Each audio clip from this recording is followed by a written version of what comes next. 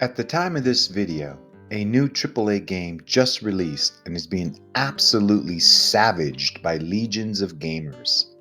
It is the new Star Wars Jedi Survivor game from Respawn, who incidentally is owned by Electronic Arts, who is considered the devil incarnate by many of these same legions of gamers. Now, this new release does indeed have a host of problems, mainly that it has major optimization issues apparently on all platforms. There are a plethora of videos on YouTube right now going on and on about how absolutely unacceptable this monstrosity of a game is, and that EA once again is trying to rip off everybody and apply their greedy boot to your throats. In all of this current craziness, Ubisoft, last week's devil incarnate, falls to second position in the Video Gamer Vicious Vitriol Top 10 list of evil, rotten game publishers. Way to go, Ubisoft! You are considered just slightly less offensive, at least for today, than Electronic Arts. Before I go on, let me say right now, I am not associated with the Ubisoft Corporation in any way, other than being a consumer of video games. Yes, I am part of the legions of gamers I mentioned earlier. I also acknowledge that Ubisoft has a host of problems and issues that have plagued their business in the last several years. They have become the scourge of game publishers due to a series of self inflicted poor moves that have negatively affected their marketing and sales and live services efforts, alleged sexual misconduct accusations at the executive levels of management, and perceived money grab initiatives that have backfired badly. Look no further than the late 2021 rollout of the Quartz Digits scheme to sell cosmetic skins NFTs for use in Ghost Recon Breakpoint. Digits take the form of unique game cosmetics that players can earn through gameplay and then trade for real money on crypto marketplaces. Let me stop there because I don't want this video to be about Web3, crypto game coins, or the blockchain.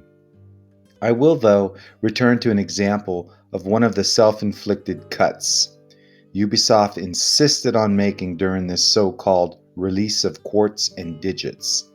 They used marketing speak and vagueness to promote it, and meaningless jargon like, well, Quartz and Digits, and the term digital collectibles, instead of obvious terms gamers would understand much better, like portable NFTs and skins. Apparently, their true motivation was to cash in on the new NFT fad that took off at that time. Okay. Enough of the gamer complaints on this topic. Let's look at what Ubisoft published at the time to introduce and describe the Quartz Platform Initiative. Collect, play, and control. Quartz is a new experience for our players built upon visions of creation. Enjoy the uniqueness of your digit. Each digit is released as part of an edition that is composed of an immutable number of items. No new digits will ever be added to an existing edition. Only you have control of this digit. Each digit will also be tied to the player's names of all its previous and current owners, bringing you fame for years to come. Each digit has a story. Do more. You are in control.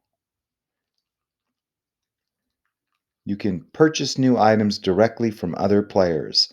The choice of an energy efficient technology. Digits are the first Ubisoft NFTs playable in an HD game. This is just the beginning.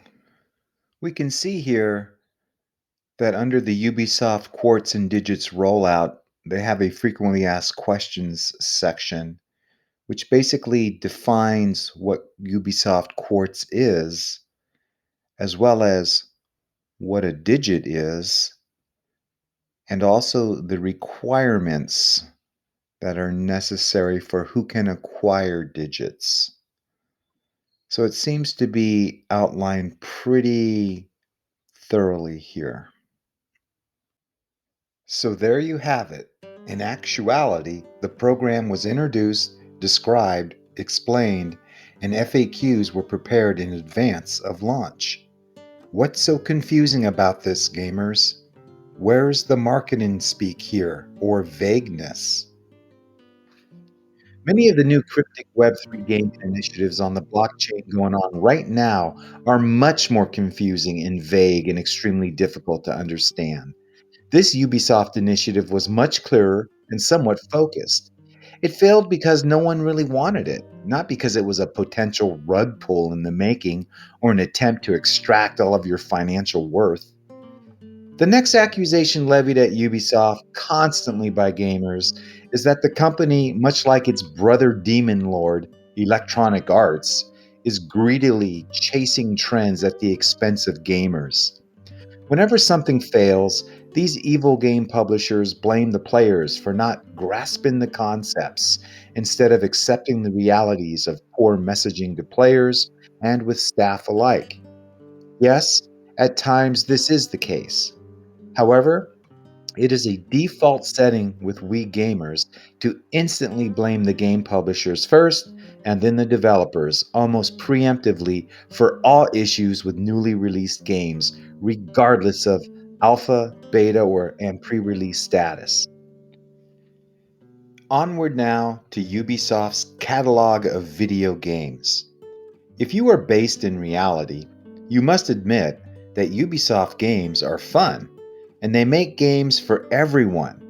As GameSkinny.com states, they release multiple games in multiple genres on just about every platform every single year. Their constant level of effort is admirable, and the gaming industry would be a much more sorry place without them. Ubisoft stands by themselves as an independent developer and publisher and get their games onto as many platforms as they can. So, what's the problem, gamers? Here's what they say. Let me refer to three of the biggest complaints. Number one, all of their games are the same. Hmm, you can't complain that all of Ubisoft's games are the same and then criticize Splinter Cell, for example, for changing over the years, or slam the Assassin's Creed franchise because none of their individual games satisfies every gamer's desire. That is impossible with any game to do. What we gamers need to do is focus on games that match our wants, whether it's stealth, parkour, fighting, or storyline. No one game can make 100% of gamers happy. It's not a Ubisoft problem, it's a you problem. You need to manage your expectations. Another unforgivable issue gamers have with Ubisoft is how it cancels games all of the time and are hemorrhaging money. Okay, it's time for another reality check.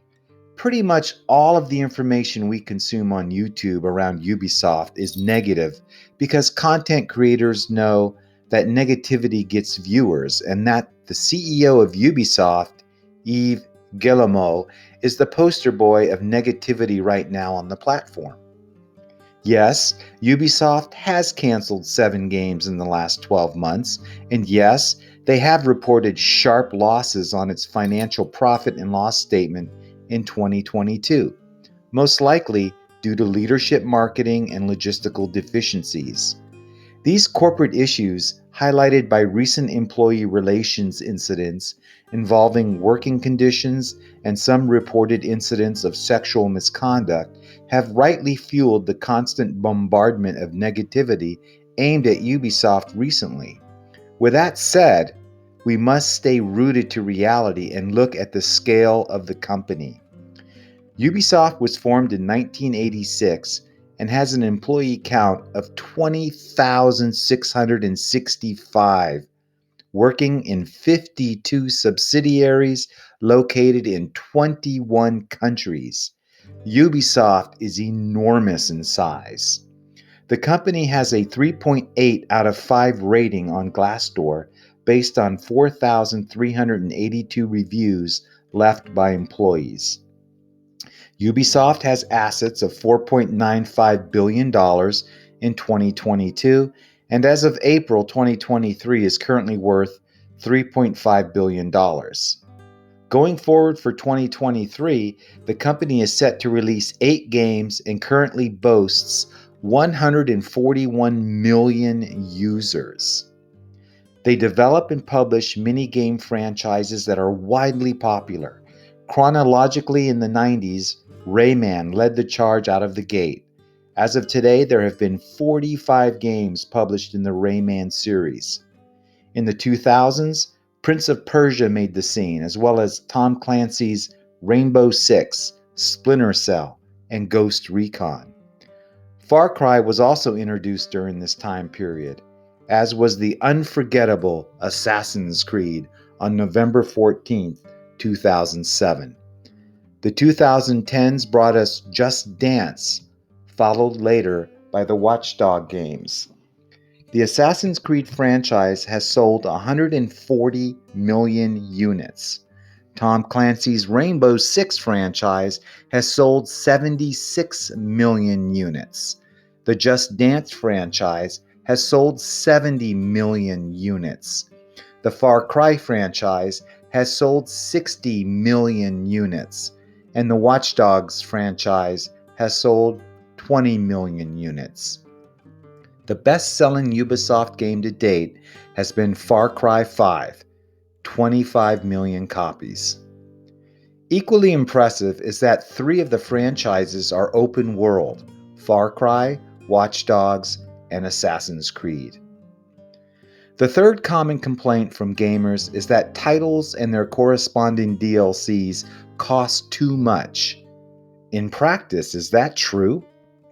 Well, I have played Assassin's Creed Valhalla and all of its DLCs for a grand total of 437.5 hours. I spent about $115 for the game and the DLCs, making my cost for the game to be 26.2 cents an hour. That's right, just over a quarter an hour for me to play Valhalla. My costs for playing Odyssey and Origins were comparable. Open world games really bring value to a game in many ways, financial value not being the least consideration. Many of Ubisoft's games are not your routine length games that you shell out $60 or more for just 15 hours of gameplay. Ubisoft games are often large scale and epic, showcased in open world environments. This allows for incredibly long gameplay. Ubisoft games absolutely do not cost too much. Many of them are a bargain for the price. The gaming industry today is full of bad actors at every level, from AAA companies to the ranks of the indie developers, on through to crypto game makers in the Web3 arena. We can't lay everything that is wrong in our beloved community at the feet of just AAA developers and publishers like Ubisoft or even EA or Blizzard for that matter. Greed is running rampant in the industry, and as a consequence, video games are suffering mightily. Rushed games are being released with major issues. Many crypto games are nothing more than just terrible fronts for future potential rug pulls by early investors. We gamers have every reason to be alarmed at what we are seeing. We need to stay united and vote with our wallets, but at the same time not allow ourselves to be overly influenced by content creators spewing negative information filled with blame. We need to look at all video game creators from large to small on a case-by-case basis, using our own reasoning and not someone else's.